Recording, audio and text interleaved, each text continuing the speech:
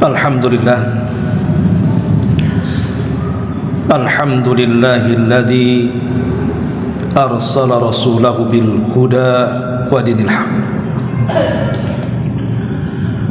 liyudhhirahu 'ala ad-dini kullihi wa kafa billahi shahida wa kafa billahi wakila. Asyhadu an la ilaha illallah wahdahu rabbi la syarika lah wa asyhadu anna Muhammadan abduhu wa rasuluhu alladzi la nabiyya ba'da, amma ba'd. Hadirin dan hadirat yang dimuliakan Allah Subhanahu wa taala. Alhamdulillah, di malam hari ini kembali kita bisa duduk untuk bertalabul ilmi di Masjid Muhajirin. Tak lupa salawat dan juga salam kita hadiahkan kepada Rasul kita Nabi besar Muhammad sallallahu alaihi wa ala alihi wasallam. Tema di malam hari ini kita akan membahas tentang beberapa dosa yang mengundang murka Allah Subhanahu wa taala. Dan ini banyak sekali, baik di dalam Al-Quranul Karim nanti kita akan sebutkan, dan juga dalam hadis-hadis Nabi sallallahu alaihi wa ala alihi wasallam. Ma'asyiral muslimin yang dimuliakan Allah Subhanahu wa taala. Allah Subhanahu wa taala berfirman dalam surah Al-Maidah ayat 60. Qul hal unabbiukum bi syarrin min dzalika mathubatan indallah man la'anahu Allah wa ghadiba alaihi. Katakanlah wahai Muhammad, apakah kalian mau aku habarkan tentang yang lebih buruk daripada itu sebagai balasan dari sisi Allah Subhanahu wa taala, yaitu orang-orang yang dilaknat Allah Subhanahu wa taala dan orang-orang yang dimurkai Allah Subhanahu wa taala. Lihat bagaimana Allah Subhanahu wa taala mengatakan bahwa orang yang dimurkai Allah adalah seburuk-buruk manusia. Makanya para nabi dan rasul mereka sangat ketakutan dengan murkanya Allah Subhanahu wa taala. Sampai-sampai dalam hadis syafaat yang panjang sekali, ketika manusia datang kepada Nabi Allah Adam alaihi salatu wassalam dan mengatakan, ya Adam, ishfa' lana ila rabbik, ala tara ila ma nahnu fi. Wahai Adam,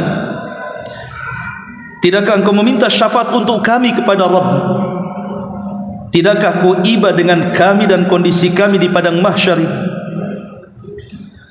Tapi apa jawaban Nabi Allah Adam alaihi salam dan mengatakan, nafsi nafsi, inna rabbi qad ghadiba al-yawma ghadban lam yaghdab qablahu mithlah wa lan yaghdab ba'dahu mithlah. Kata Adam alaihi salatu wassalam, sebaiknya kalian urus diri kalian sendiri,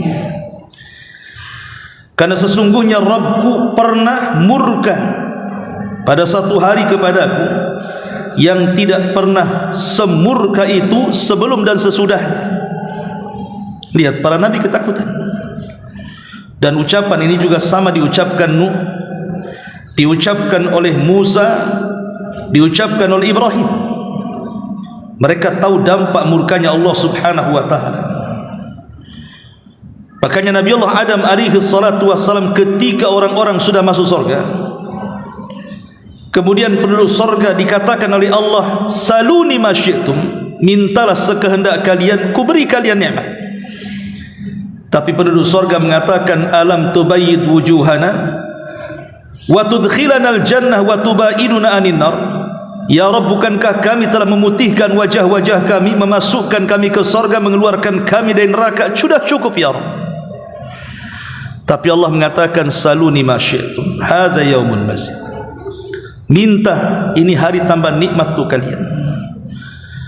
Akhirnya Adam alaihi salam kemudian berdiri dan mengatakan salullah ridha. Mintalah kepada Allah keridhaannya. Jangan sampai Allah murka di sorga. Sebab kalau Allah sampai murka di sorga, maka kalian akan dikeluarkan kembali dari sorga sebagaimana bapak kalian dulu dikeluarkan dari sorga. Begitulah kemurkaan Allah subhanahu wa ta'ala. Orang sudah masuk sorga saja bisa dikeluarkan. Makanya ma'asyiral muslimin yang dimuliakan Allah subhanahu wa ta'ala, ini yang kita takutkan. Apabila kita melakukan dosa-dosa yang membangkitkan kemarahan Allah. Kenapa demikian? Pengaruhnya bahaya. Kata para ulama, kalau Allah sudah murka kepada kita, maka kita tidak akan diberikan taufik, tidak akan diberikan hidayah. Padahal kita tidak mungkin hidup kecuali dengan taufik dan hidayah Allah. Dan kalau Allah subhanahu wa ta'ala sudah murka, kita dijauhkan dari dia, dan kita malas melaksanakan kewajiban-kewajibannya. Dan kalau Allah murka, Allah sempitkan dada kita. Dan kalau Allah murka, Allah juga susahkan rizki kita. Allah haramkan ilmu pengetahuan kepada kita, dan Allah lemahkan badan kita sehingga kita tidak bisa berfikir. Dan banyak dampak-dampak kalau Allah subhanahu wa ta'ala sampai murka kepada kita. Taib, tidak memperpanjang mukaddimah, kita akan sebutkan beberapa dosa. Saya urut dari Al-Quran dulu, baru kemudian masuk kepada hadis Nabi sallallahu alaihi wa ala alihi wasallam. Pertama,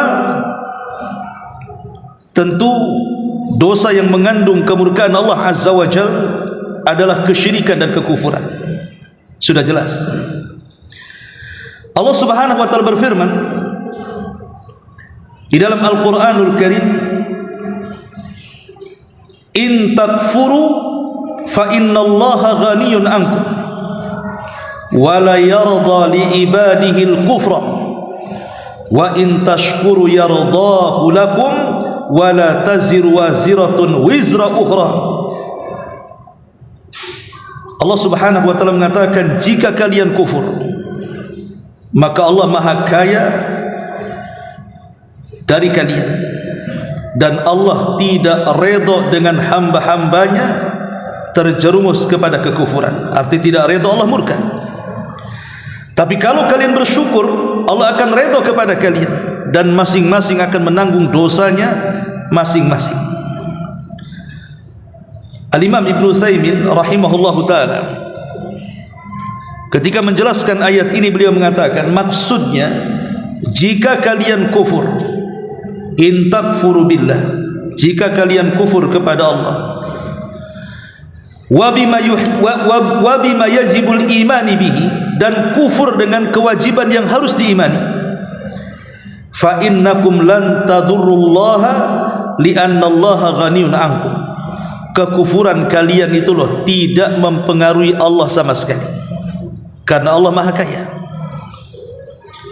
Makanya dalam hadis Nabi sallallahu alaihi wasallam mengatakan, ya ibadi, law anna awwalakum wa akhirakum wa insakum wa jinnakum kanu ala afjari qalbi rajuli minkum ma naqasa dzalika min mulki syai'a. Wahai anak hamba, wahai hamba-hambaku, kalaulah orang yang awal-awal kalian, orang-orang yang akhir kalian, manusia kalian, jin kalian berkumpul di satu tempat, kemudian hati mereka menjadi satu di atas manusia yang paling jahat, itu tidak mengurangi kekuasaan Allah sedikit pun. Begitu juga kalau seluruh manusia, jinnya dan manusianya beriman, juga tidak menambah kekuasaan Allah. Jadi Allah subhanahu wa ta'ala tidak berhajat dengan kita. Ketika Allah tidak berhajat dengan kita, tiba-tiba kemudian Allah memberikan banyak nikmat, kemudian kita kufur, bagaimana Allah tidak murka? Jelas Allah murka, karena Allah tidak berhajat dengan kita.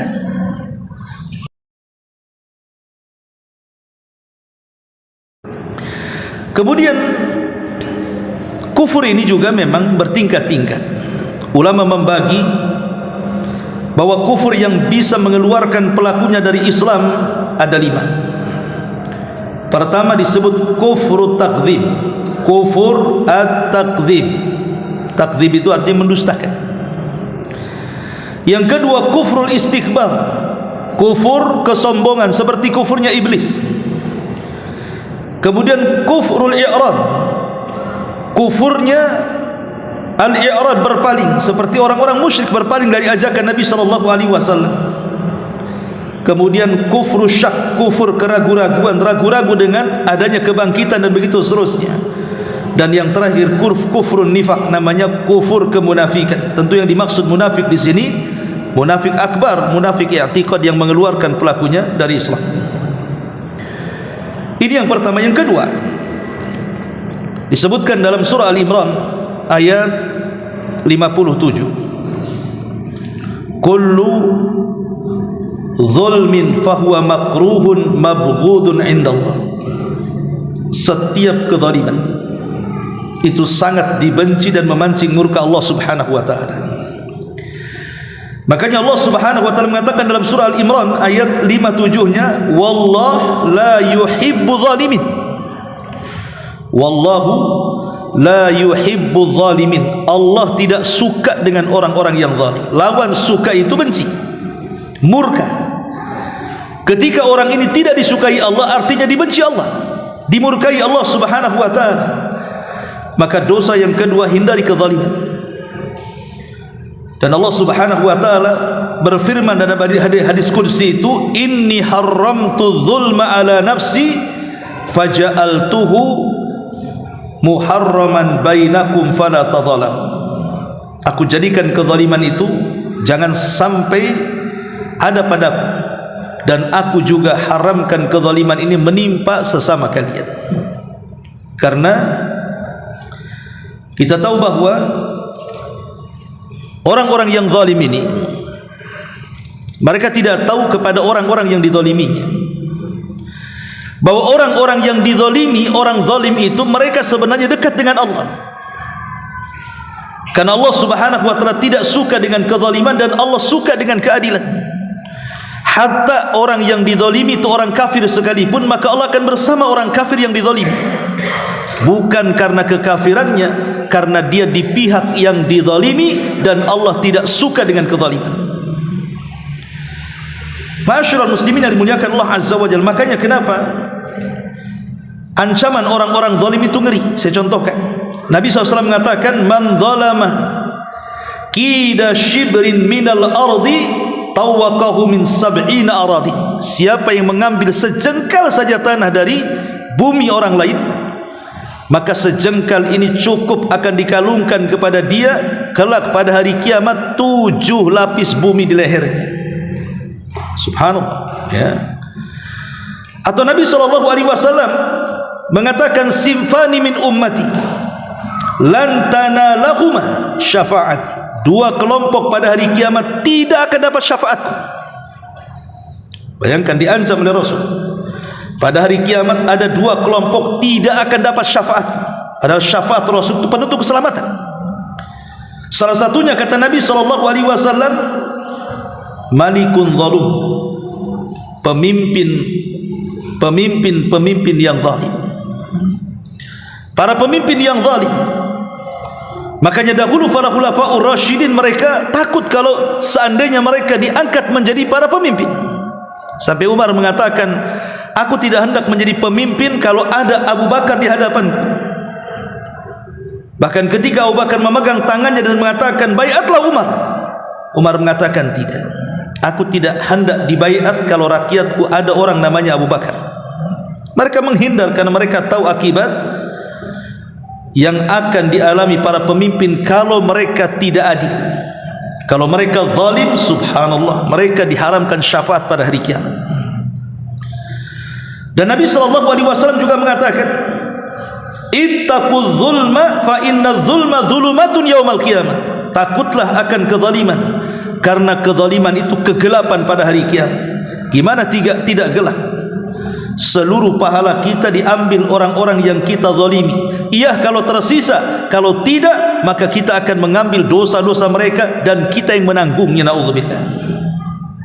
Ini yang kedua. Yang ketiga, disebutkan dalam surah Al-Baqarah ayat 190. Allah Subhanahu wa taala mengatakan, "Innallaha la yuhibbul mu'tadin." Sesungguhnya Allah Subhanahu wa taala tidak suka dengan orang-orang yang i'tida. I'tida itu artinya melampaui batas. Orang-orang yang melampaui batas. Ketika ulama tafsir menyebutkan makna i'tida, apa yang dimaksud orang-orang yang melampaui batas di sini? Melampaui batas ini ada dalam segala perkara. Contoh umpamanya dalam doa. Seseorang kemudian mendoakan orang lain dengan hal-hal yang berbau dosa ataupun memutus silaturahim.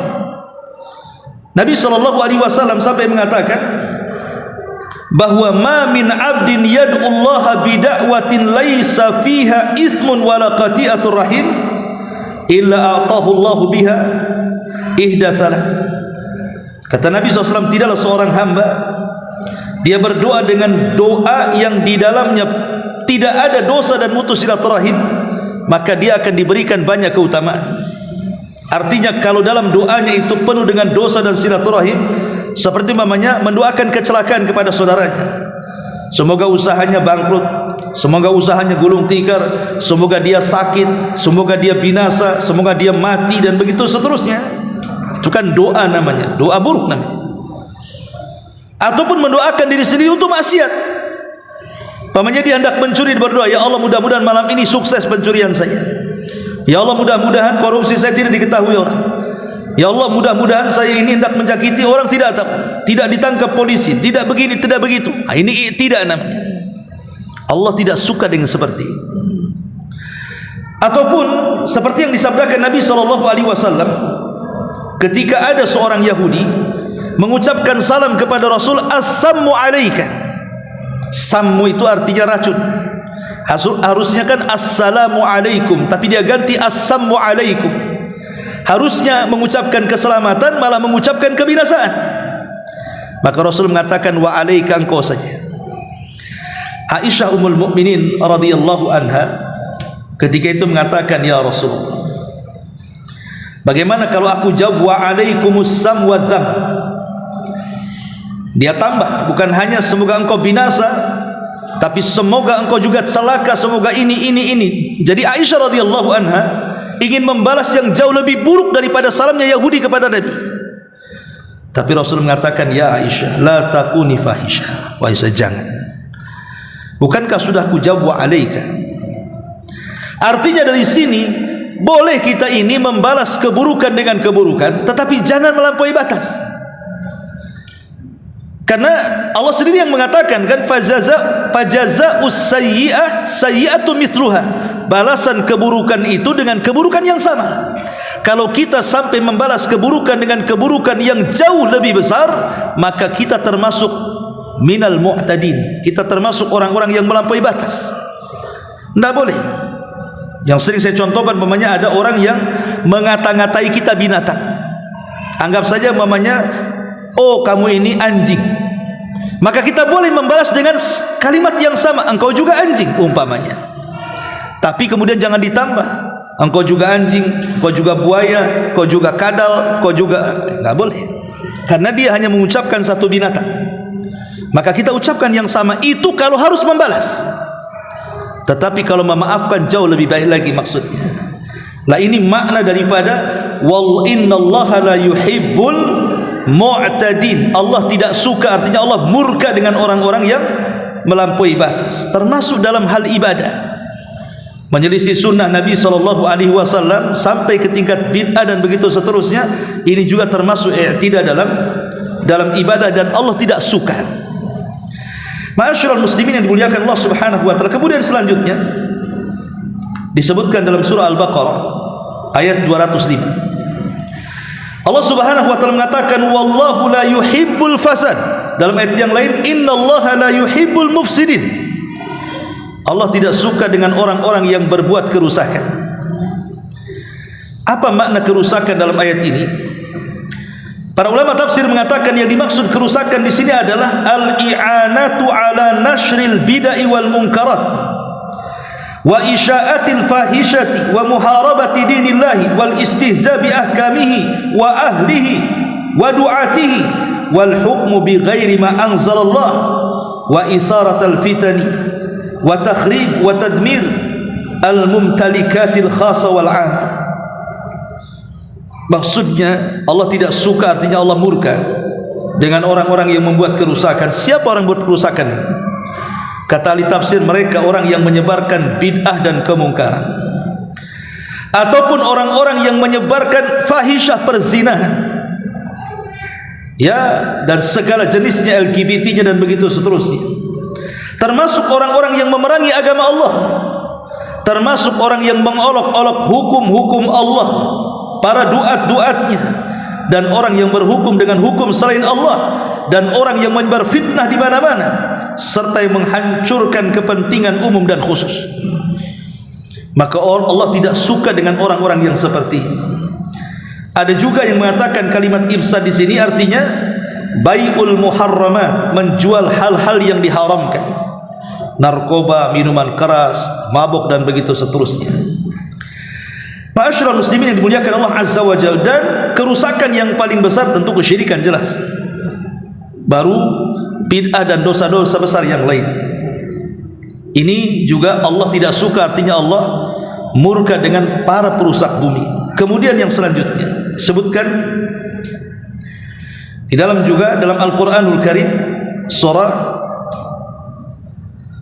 An-Nisa ayat 105, wala takun lil khainina khasima, dan janganlah kalian seperti para pengkhianat. Karena Allah juga mengatakan dalam ayat yang lain, innallaha la yuhibbul khainin, Allah tidak suka dengan para pengkhianat. Disebutkan oleh para ulama, khianat itu artinya lawan daripada al-amanah. Orang yang memegang amanah itu lawannya khianat.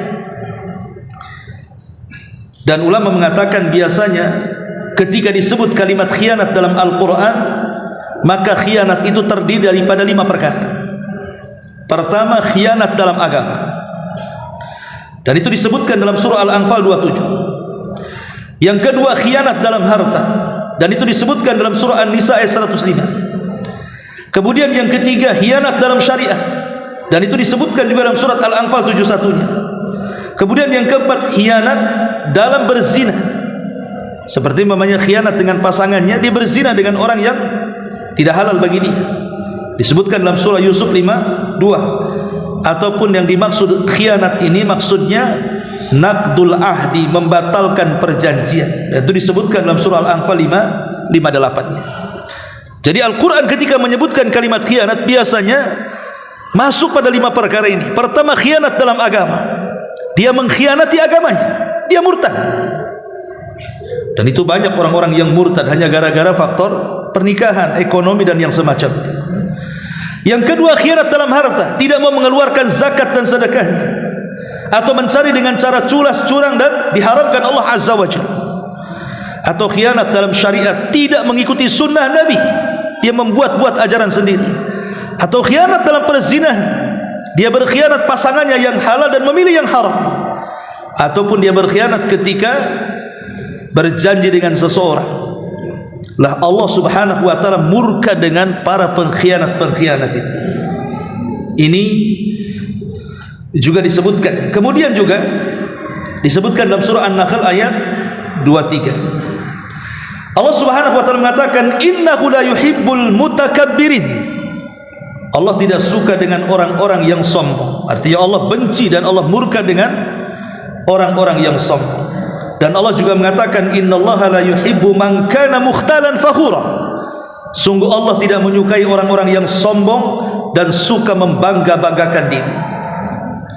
Qatufidin muliakan Allah Subhanahu wa taala, sombong ini sangat bahaya. Kenapa? Karena ini dosa pertama Allah dimaksiati. Sombong itu sangat bahaya.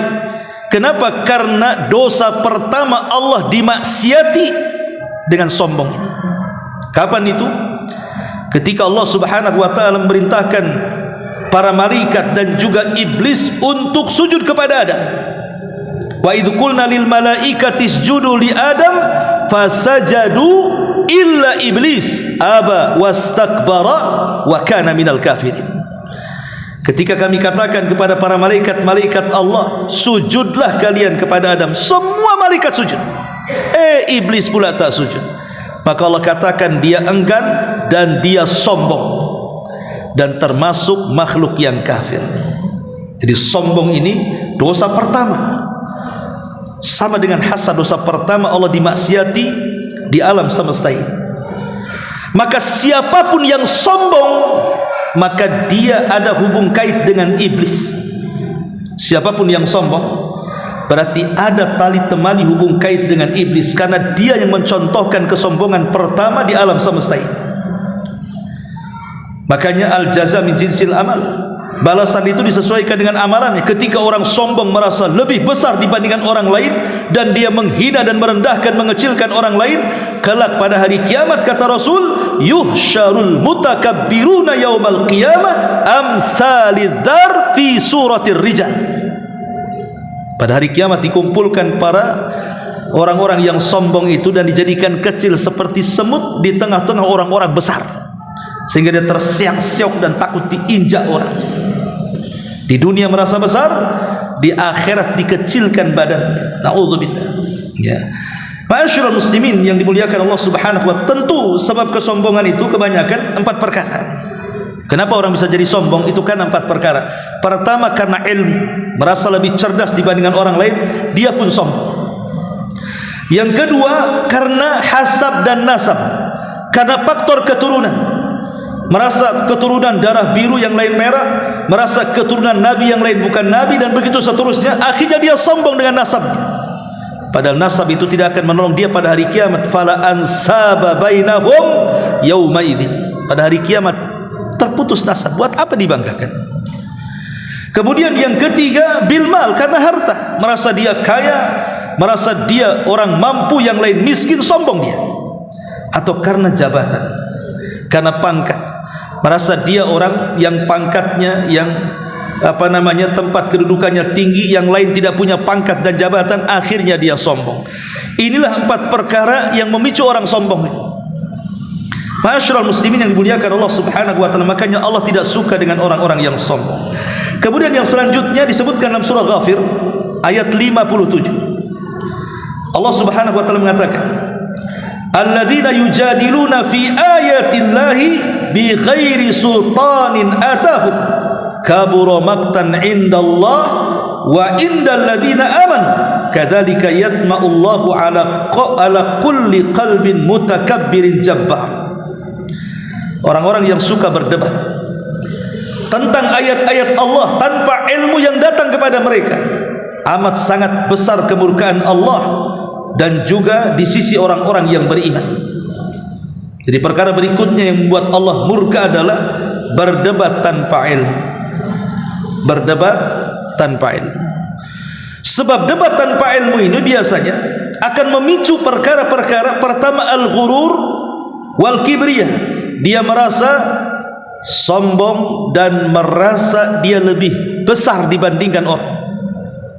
Merasa sombong akhirnya kan, karena dia bisa mematahkan hujah orang lain.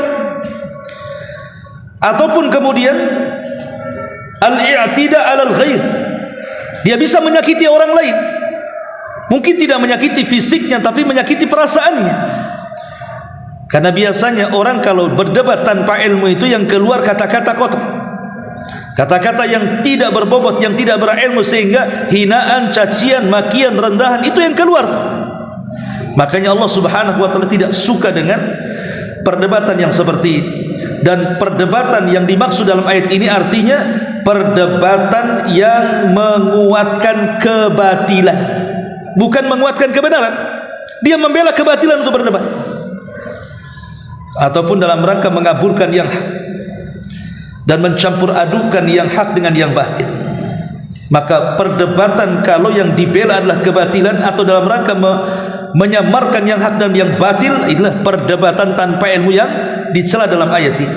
Maka Allah tidak suka dengan perdebatan-perdebatan yang seperti ini. Kemudian disebutkan dalam surah Shaf ayat 3, Allah Subhanahu wa taala mengatakan kabura maqtan indallahi an taqulu ma la taf'alun. Amat sangat besar murka Allah ketika kalian mengatakan apa yang kalian tidak kerjakan. Ayat ini menjadi perselisihan para ulama. Menurut ahli tafsir, sebab ayat ini turun adalah unzilat taubihan minallahi liqaumin minal mu'minin tamannau ma'rifata afdalil a'mal fa'arafahumullahu iyyah falamma arafu qassaru fa'utibu bihadihil ayat. Kata ulama tafsir mengatakan ayat ini dalam rangka memburuk-burukan, menjelek-jelekan sebagian orang-orang yang beriman ketika mereka berkeinginan mengetahui amalan yang paling afdal di hadapan Allah. Setelah mereka tahu ilmunya, mereka tidak mengerjakannya. Maka Allah katakan kabura maqtan indallahi an taqulu ma la taf'alun. Amat sangat besar murka Allah ketika kalian hanya bisa bicara dan tidak pandai mengamalkan. Bahkan disebutkan dalam sebuah hadis, ada sekelompok orang-orang Ansar, di situ terdapat Abdullah ibn Rawaha.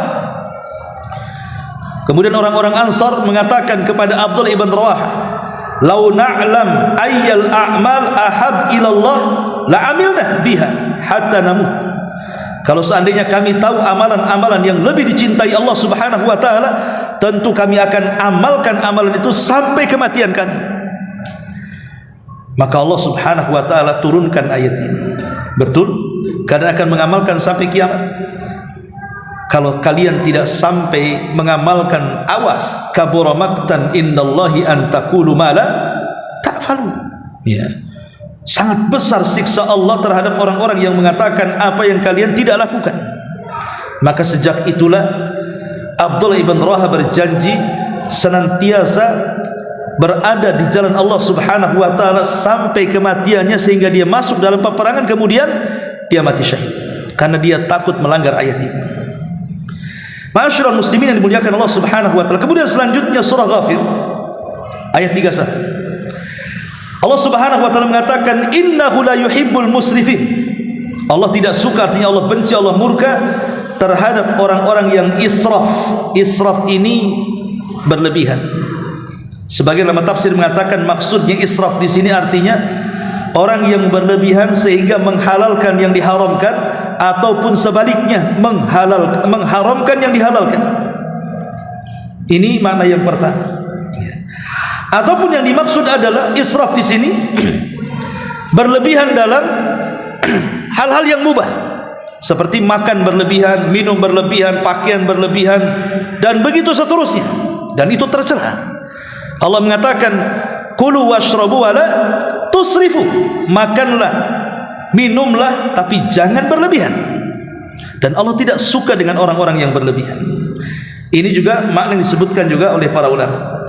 Kemudian selanjutnya surah Al-Qasas ayat 76. Allah Subhanahu wa taala mengatakan innallaha la yuhibbul farihin. Allah tidak suka dengan orang-orang yang terlampau senang.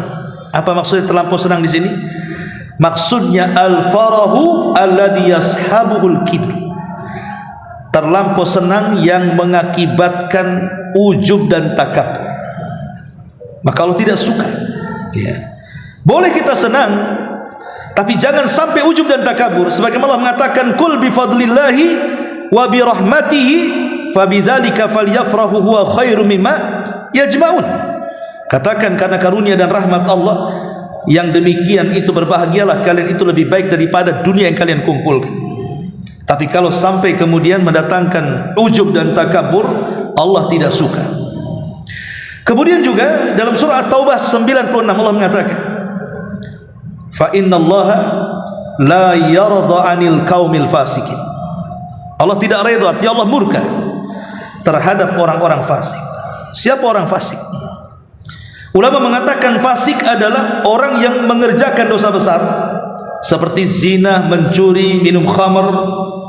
Pokoknya dia di luar daripada syirik. Selain daripada syirik itu fasik. Dan dia di bawah kekafiran yang mengeluarkan dari Islam. Makanya kafir ada dua, ada kafir mukhrij minal millah, ada kafir duna kufrin.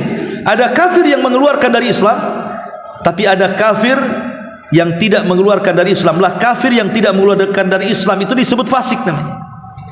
Mereka hanya melakukan dosa besar saja. Artinya Allah tidak suka dengan orang-orang yang melakukan kefasikan. Kemudian juga disebutkan dalam surah An-Nisa ayat 148, la yuhibbullahu al-jahra bis-su' minal qawli illa man zulim wa kana Allahu sami'an alim. Allah tidak menyukai perkataan buruk yang diucapkan secara terang-terangan kecuali orang-orang yang dizalimi, dan Allah Maha mendengar lagi Maha mengetahui. Di sini maknanya Allah tidak suka dengan orang yang suka mengeluarkan kata-kata kotor terang-terangan. Dan ini banyak di masyarakat kan ya Pak. Orang kadang-kadang mencaci maki, mengeluarkan kata-kata itu biasa, entah yang dikeluarkan binatang, entah kotoran, entah apa pokoknya. Hinaan-hinaan yang terkadang yang mendengar saja ketakutan dan sakit hati itu kadang-kadang. Tetapi kalau orang ini dizalimi boleh saya dizalimi antum, akhirnya saya kemudian mendoakan buruk kepada antum, dibolehkan.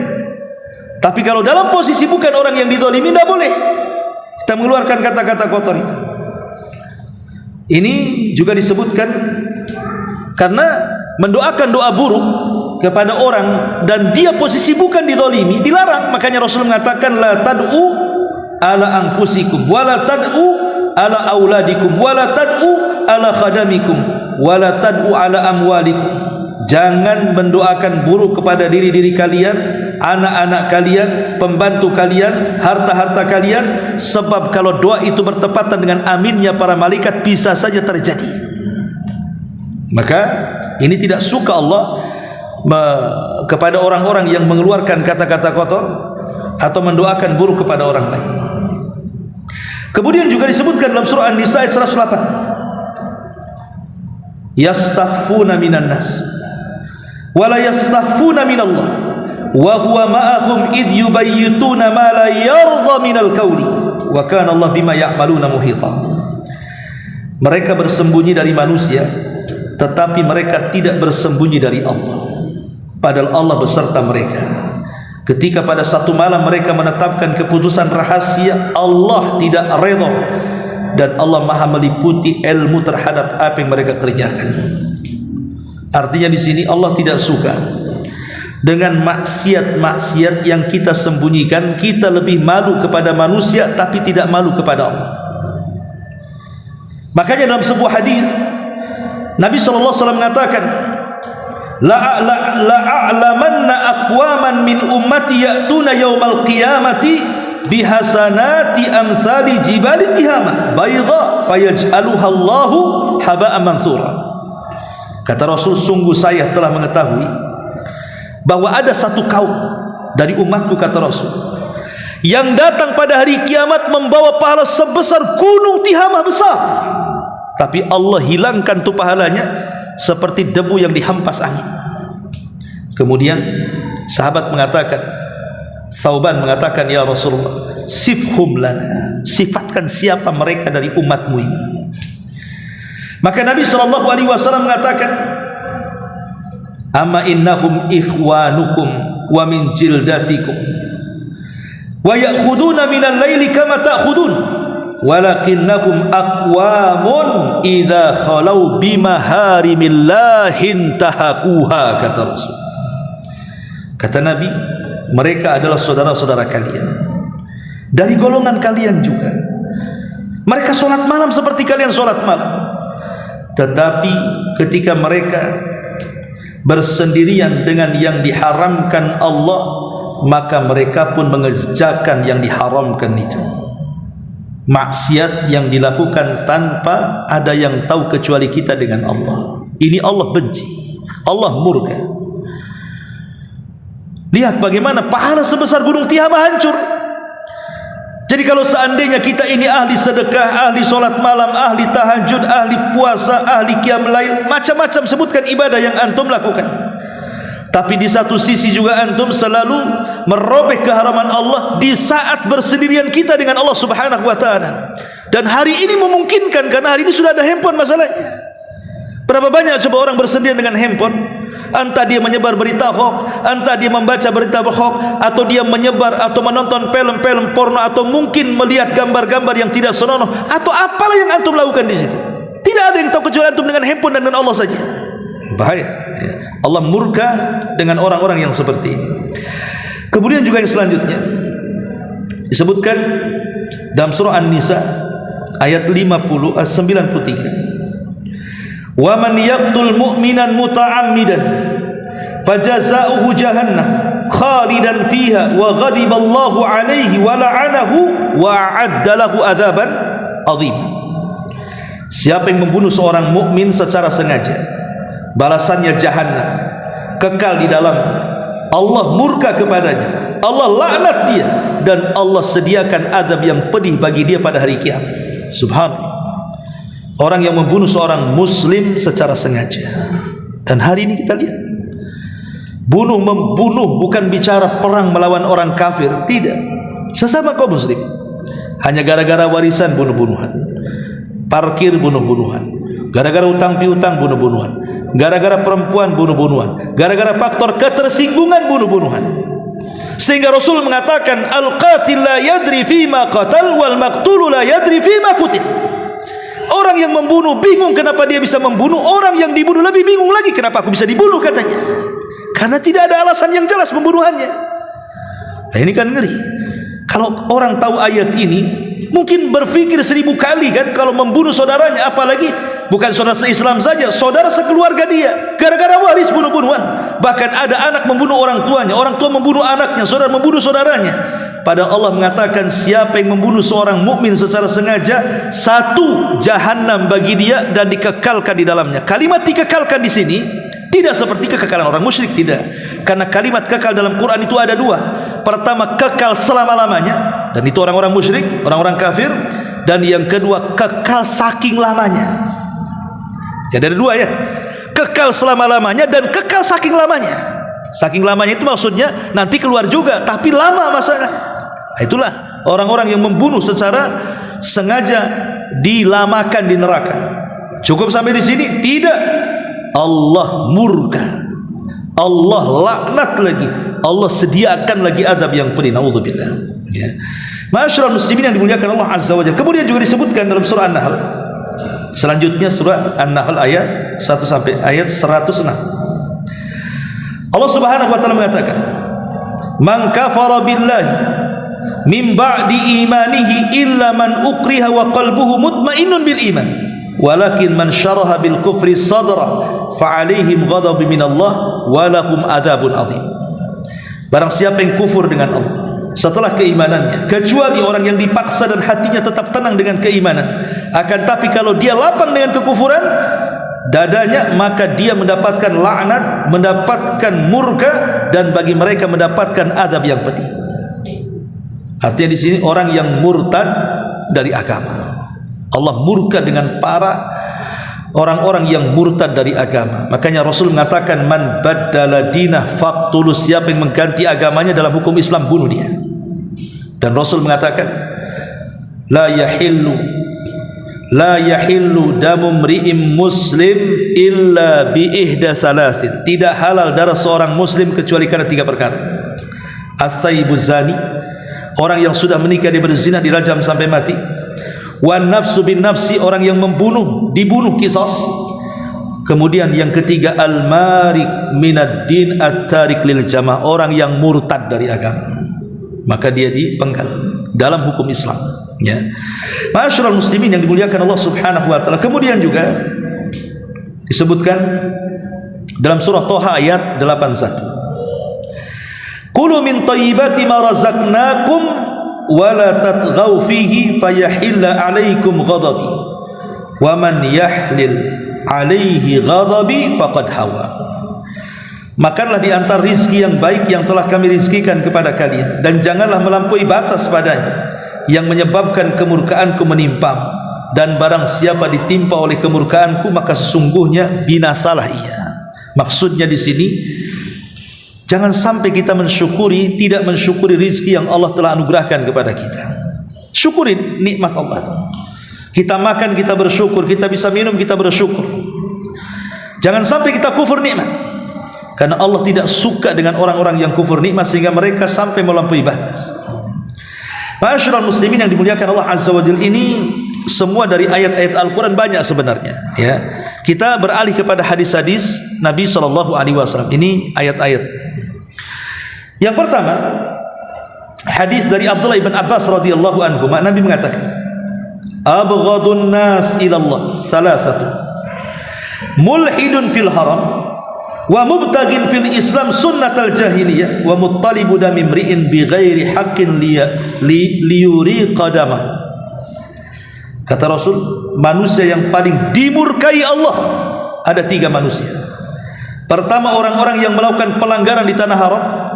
Yang kedua, orang-orang yang mencari-cari perilaku jahiliyah padahal telah masuk Islam.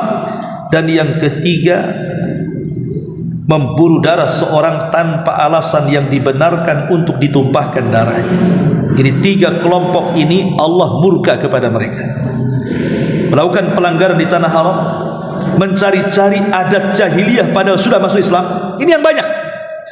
Kita sudah masuk Islam, kadang-kadang kita masih terkalahkan dengan adat istiadat. Ini kan adat istiadat, ini kan budaya. Ya, adat istiadat budaya itu boleh diamalkan dalam Islam kalau tidak bertentangan. Kalau bertentangan, tidak boleh, apalagi sampai di situ ada kesyirikan. Kan ada budaya-budaya negeri kita ini sampai ke taraf syirik. Seperti umpamanya larungan di Jawa itu kan ngelempar kepala kerbau ke lautan. Ini kan kesyirikan, tapi mereka mengatakan ini budaya. Ini budaya jahiliyah. Kita sudah Islam, sudah tauhid, harusnya ditinggalkan budaya-budaya seperti ini. Kalau yang melakukannya orang di luar Islam, lakum dinukum waliyadin. Tapi kalau yang melakukannya orang Islam, ya kita angkat bicara lah, karena ini bukan bagian dari Islam. Maka jangan mencari-cari tradisi-tradisi jahiliyah yang kita sudah diberikan hidayah Islam, ataupun orang-orang yang mencari-cari darah kaum muslimin kemudian ditumpahkan dengan cara yang tidak hak. Ini hadis yang pertama. Hadis yang kedua, di mana Nabi SAW mengatakan, inna abghadar rijal ilallah aladul khasm. Sesungguhnya orang yang paling dibenci dan dimurkai Allah adalah orang yang suka berdebat. Dan itu disebutkan juga dalam Al-Quran, wa minan nas man yu'jibuka qauluhu fil hayatid dunya wa yushhidullah ala ma fi qalbihi wa huwa aladul khisam. Di antara manusia ada orang yang mengucapkan tentang kehidupan dunia menarik hatimu dan dipersaksikannya kepada Allah atas kebenaran isi hatinya, padahal ia adalah penentang-penentang yang paling keras.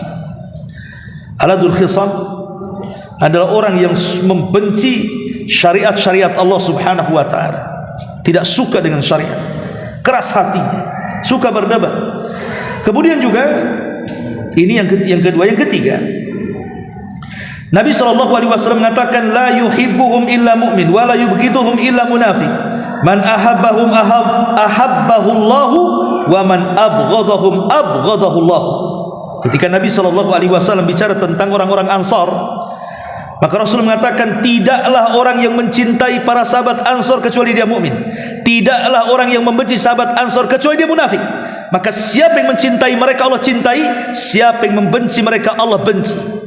Berarti orang-orang yang membenci para sahabat Rasul adalah orang-orang yang dimurkai Allah Subhanahu wa ta'ala. Lihat orang-orang Syiah, mereka membenci sahabat Nabi. Orang-orang Khawarij juga sama. Maka kita ahli sunnah wal jamaah tidak boleh membenci sahabat Nabi SAW, karena ini memancing kemurkaan Allah Azza wa Jalla. Kemudian hadis berikutnya, Nabi SAW mengatakan, innallaha yubghidu kullu ja'dharin jawadin sakhabi bil aswaq jifatin bil laili himarin bin nahar alimin bi amri dunya jahilin bi amri akhirah.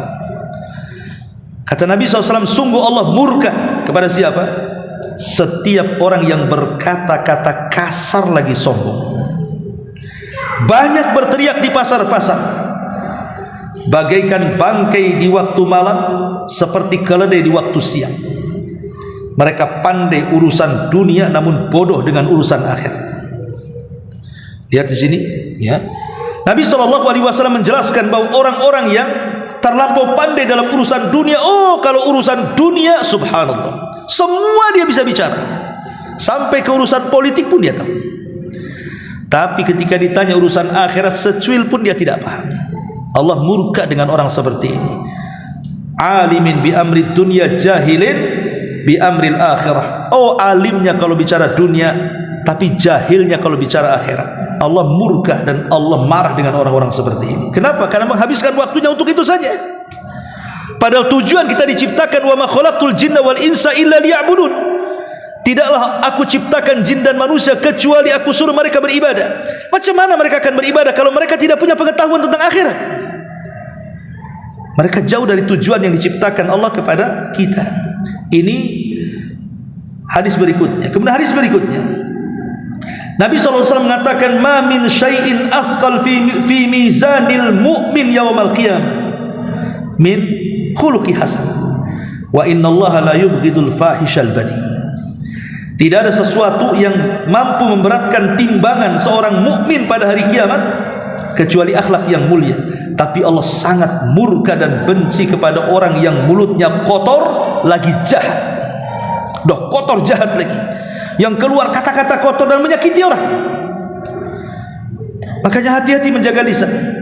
Kata Nabi SAW, ketika ada laporan seorang wanita sholat malamnya rajin, puasa sunnahnya rajin, sedekahnya rajin, berbuat baiknya rajin, tapi lisannya menyakiti hati tetangganya, kata Rasulullah, khaira fiha hiya min ahlin nar. Wanita itu tidak punya kebaikan, bahkan dia pantas masuk neraka, naudzubillah. Kemudian juga hadis berikutnya, Nabi SAW mengatakan, innallaha harrama alaikum uquqal ummahat wa man'an wahad wa wa'dal banat wa kariha lakum qila wa qal wa kathratus su'al wa idha'atul mal. Allah benci ini dengan 6 manusia. Jangan masuk pada 6 manusia ini. Pertama, orang yang durhaka kepada para ibu, orang tua. Yang kedua, mengubur anak perempuan hidup-hidup, tradisi jahiliyah. Yang ketiga, hanya sekedar bisa menuntut hak, tapi ketika haknya dituntut dia tak mau. Kemudian yang keempat, mengatakan kata-kata ini dan itu, menukilkan perkataan manusia padahal belum jelas apakah benar atau salah, menyebar hoax.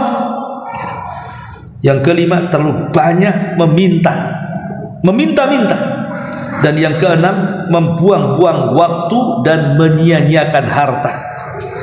Ini 6 orang ini Allah tidak suka, bahkan Allah haramkan, ya. Ma'asyiral muslimin yang dimuliakan Allah Subhanahu wa taala. Kemudian selanjutnya, Nabi SAW juga mengatakan dalam hadis Jabir Ibn Atik, Nabi SAW mengatakan, inna minal ghirati ma yuhibbullah wa minha ma yubghidullah wa inna minal khuyala ma yuhibbullah wa minha ma yubghidullah wa ammal ghiratu allati yuhibbullah fal ghiratu allati fi ribati wa ammal ghiratu allati yubghidullah fal ghairatu fi ghairi ribati wa ammal khuyala'u allati yuhibbullah fa ikhtiyalur rajuli bi nafsi indal qital wa inda sadaqah wal khuyala allati yubghidullah fa ikhtiyalur rajuli fil fakhri wal bali. Sungguh di antara cemburu itu ada yang disukai dan ada yang dibenci. Dalam kecemburuan itu ada yang disukai dan ada yang dimurkai. Begitu juga dalam kesombongan, ada yang dicintai dan ada yang dimurkai. Adapun cemburu yang disukai Allah Subhanahu wa taala, cemburu dalam keraguan. Dan yang dibenci adalah cemburu di luar keraguan. Maksudnya, kata para ulama hadis, maksudnya apa? Maksudnya cemburu yang di atas keraguan itu, kalau kita melihat keluarga kita di atas maksiat, kita cemburu, kita tidak diam, kita langsung memberhentikan maksiat itu. Anak kita tidak pakai jilbab, nak pakai jilbab, tutup aurat. Anak kita keluar malam mau kemana, mau main, jangan, tidur, ya. Pokoknya apapun yang mungkin istri kita berghibah, jangan ghibah. Itu namanya cemburu yang dicintai Allah.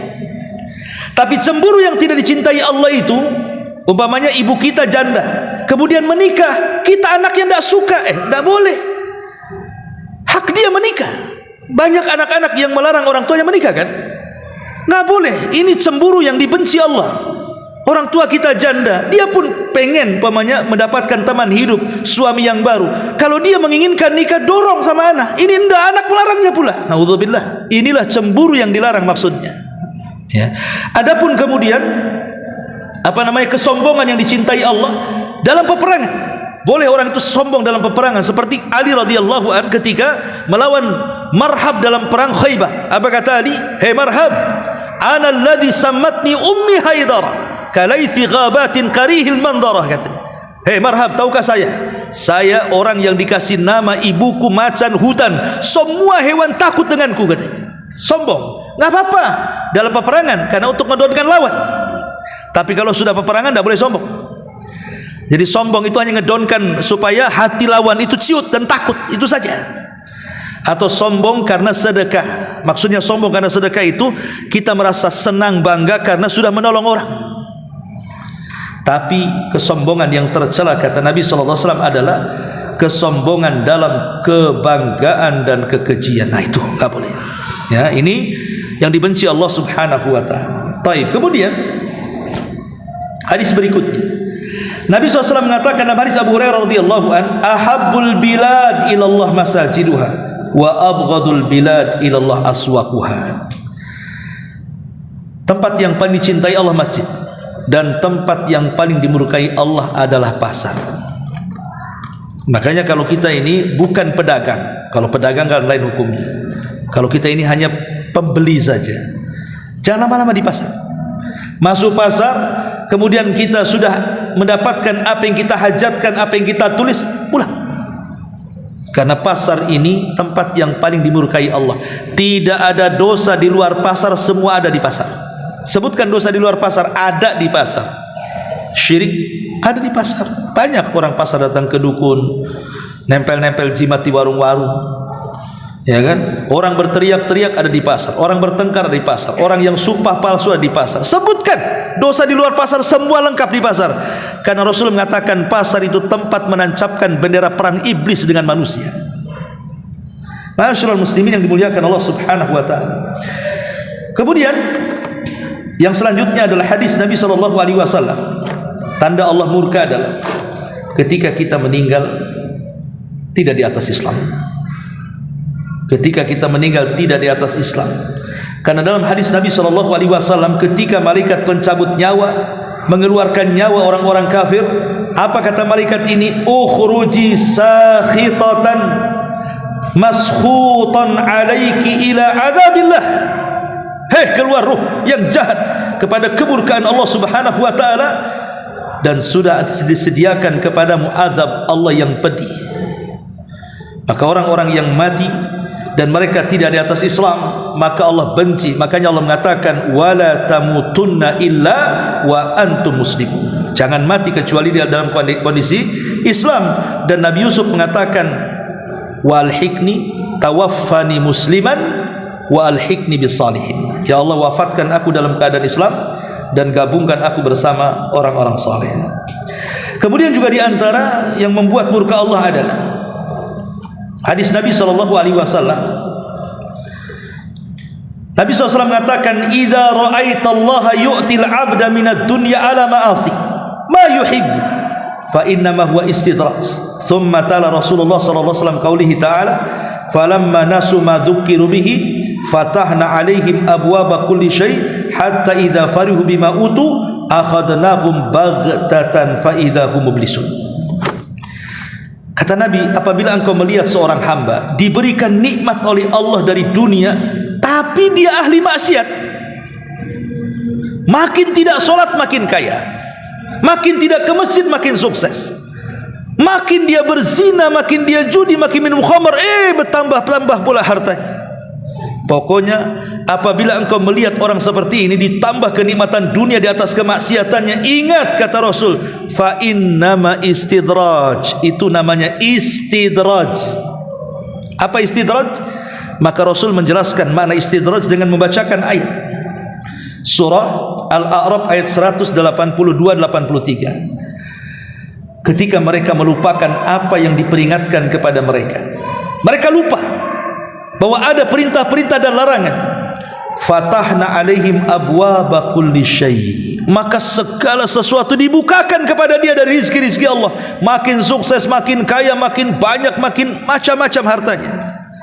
Hatta idza farih, sampai ketika mereka betul-betul di atas puncak kesenangan, di atas maksiatnya itu, bima utu, dengan apa yang Allah telah berikan kepada mereka, akhadnahum baghtah, baru kami akan azab mereka sekonyong-konyong, dan mereka pun terbelalak karena kaget. Lihat, ingat bahwa jangan pernah senang kalau seandainya kita ini jarang sholat, jarang zikir, jangan baca Quran, kok usahanya lancar-lancar. Jangan senang. Kalau bisa kita ini takut, kok aku ini maksiat kok lancar-lancar, kemarin kok sholat-sholat itu kok gak lancar-lancar. Kemarin waktu saya belum gabung ngaji dengan orang-orang sunnah itu, usaha saya mudah kali. Sudah ngaji, gabung, sudah hijrah, susah pula. Jangan senang ketika diluaskan, ketika kita di atas kemaksiatan, karena boleh jadi itulah istidraj, dan istidraj itu sesuatu yang Allah tidak suka, Allah murka kepadanya. Kemudian juga di antara yang lainnya, hadis Nabi sallallahu alaihi wasallam, Nabi sallallahu alaihi wasallam mengatakan, walladzi nafsi biyadi, ma min rajulin yad'u imra'atahu ila firashiha fata'ba alaihi illa kana alladhi fis sama sakhitan 'alaiha hatta yarda anha. Demi zat yang jiwaku berada di tangannya, tidaklah seorang suami memanggil istrinya untuk melakukan hubungan, kemudian ditolak istrinya, akhirnya suaminya marah, maka yang di langit, maksudnya Allah, para malaikatnya akan murka kepadanya sampai subuh. Murka dengan istri-istri yang menolak ajakan suaminya. Ini juga yang membuat murka Allah adalah ketika istri menolak ajakan suaminya tanpa ada uzur yang dibenarkan. Kemudian juga hadis berikutnya adalah, sayakunu fi akhir zaman syaratatu yaghduna fi ghadabillah wa yaruhuna fi sakhatillah fa iyyaka an takuna min bitanatihim. Akan datang di akhir zaman, kata Rasul, para polisi, ini nasihat kepada para polisi ya. Akan datang di akhir zaman para polisi yang berangkat pagi-pagi dalam kondisi dimurkai Allah, dan pulang sore hari pun dalam kondisi dilaknat Allah. Sekali-kali kalian jangan menjadi di antara mereka. Dalam riwayat, yushiku in talat bika muddah antara qauman fi aidihim mithlu adnabil baqar yaghduna fi ghadabillah wa yaruhuna fi sakhatillah. Kata Rasul kepada Abu Hurairah, hampir-hampir wahai Abu Hurairah, jika engkau berumur panjang, engkau akan melihat kaum yang memegang cambuk semeti seperti ekor sapi pada tangan-tangan mereka. Mereka berangkat di pagi hari dengan dimurkai Allah, dan berangkat di sore hari juga dalam kondisi dimurkai Allah. Ini juga kurang lebih. Maksudnya di sini pensyarah banyak mengatakan, polisi-polisi atau tentara-tentara yang mereka bekerja kepada penguasa, tetapi bukan kemudian meluruskan dan menasihati para penguasa, tapi ikut masuk dalam kezaliman penguasa. Mereka ikut menyukseskan kezaliman penguasa, mereka ikut mengamankan kezaliman penguasa. Hati-hati di polisi yang seperti ini. Ini ada sabdanya. Makanya Nabi SAW sampai mengatakan dalam sebuah hadis, la ya'tiyanna 'alan nas zamanu yakunu 'alaikum umara sufaha yuqaddimuna syiraran nas wa yudhiruna bi khiyarihim wa yuakhiruna as-salata an mawaqitiha faman adraka dhalika minkum fala yakunanna 'arifan wala syurtiyan wala jabiyan wala khazinan. Kata Rasul, akan datang atas manusia satu masa yang menjadi pemimpin-pemimpin atas kalian itu adalah para pemimpin yang bodoh. Mereka mendahulukan memakai orang-orang yang buruk, tetapi menampakkan mereka sebagai seolah-olah mereka orang baik. Pencitraan ya. Mereka mengakhirkan salat di waktunya. Barang siapa dari kalian mendapati hal itu, maka jangan menjabat sebagai pengurus satu kaum. Jangan jadi polisi atau tentara, jangan jadi penarik pajak maupun penjaga gudangnya. Hadis ini dihasankan oleh Syekh Albani rahimahullah taala.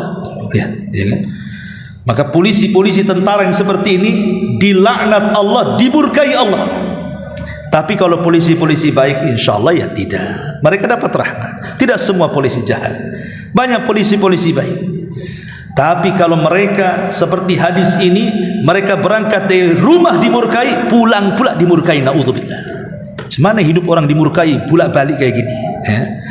Ma'asyiral muslimin yang dimuliakan Allah Subhanahu wa taala. Kemudian juga termasuk imhalul zalim, membiarkan kezaliman, dan begitu seterusnya dan begitu seterusnya, karena juga waktunya.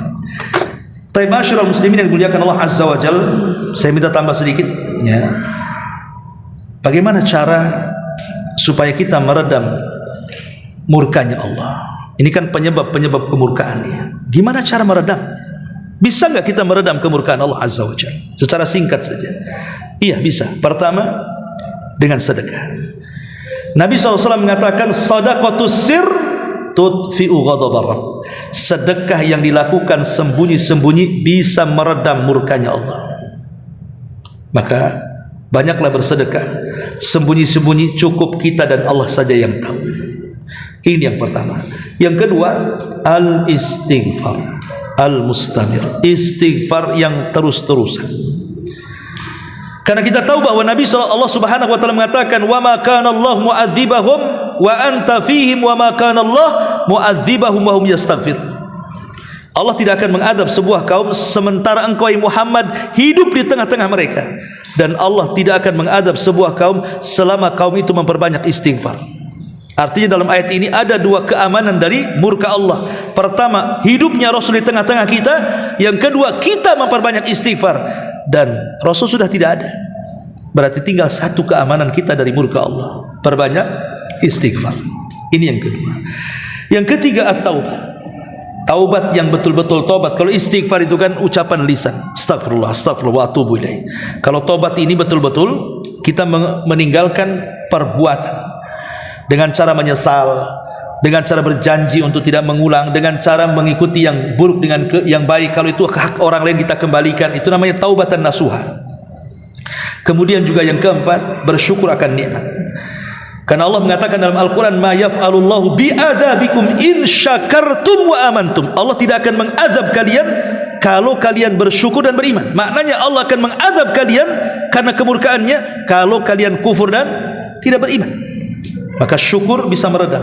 Dan yang kelima, bertakwa kepada Allah Azza wa Jalla. Allah mengatakan, wa amma thamud fahadainahum fastahabbul ama 'alal huda. Adapun kaum Tsamud, maka kami sudah berikan hidayah kepada mereka, tapi mereka lebih mencintai kebutaan dari hidayah.